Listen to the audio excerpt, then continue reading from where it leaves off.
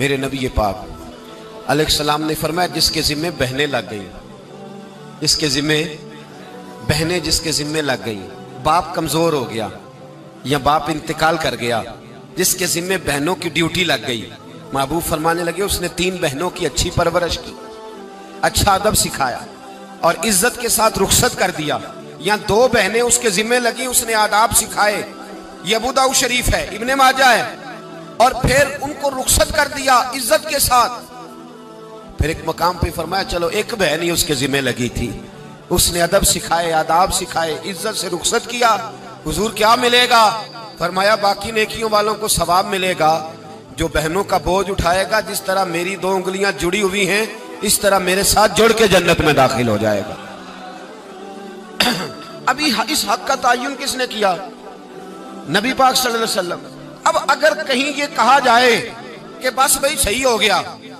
تمہارا کیا کام ہے، تمہاری کوئی ذمہ داری ہے، تم نے کوئی ٹھیکہ اٹھایا ہوا ہے، تم کوئی زیادہ سیانے ہو، تم کوئی زیادہ سمجھدار ہو، تو اسے کہا جائے گا ذرا ٹھہر جا، اس طرح کی بات نہ کر، یہ وہ حق ہے جو میرے مصطفیٰ نے بیان فرمایا ہے۔ جہاں بیوی کے حقوق بیان فرمائے وہاں میرے نبی پاک نے بہن کے حقوق بھی بیان فرمائے۔ دیکھیے نا، جناب ام ہانی حضرت علی کی سگی ہمشیرہ تھی،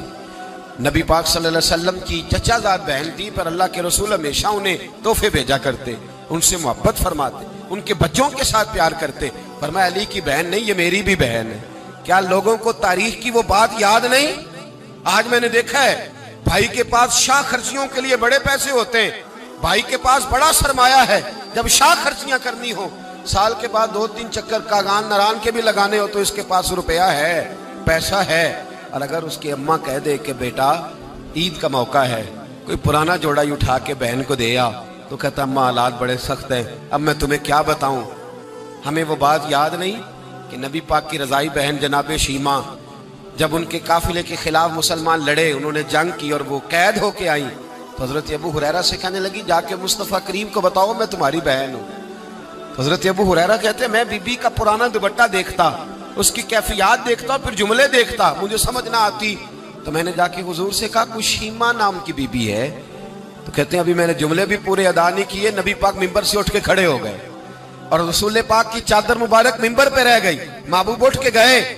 اور پھر جناب شیمہ کو گھر لے گئے اور پھر فرمایا عائشہ کو بلاؤ، فاطمہ کو بلاؤ، سودا رفسہ کو بلاؤ، ان سب سے کہو آؤ دیکھو میری بہن میرے گھر میں آئی۔ یہ رشتوں کا احساس، یہ رشتوں کی کیفیات، یہ درد، یہ سوز، یہ حضور نے ہمیں تعین کر کے دیا ہے، یہ نبی پاک علیہ السلام نے ہمیں بتا کر کے دیا ہے۔ حضور نے ڈھیروں تحفے دیے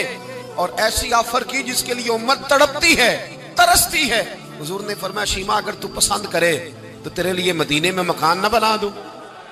اگر تو کہے تو یہاں تیرے لیے مکان نہ بنا دوں جہاں 70,000 فرشتے روز سلامی دینے آتے۔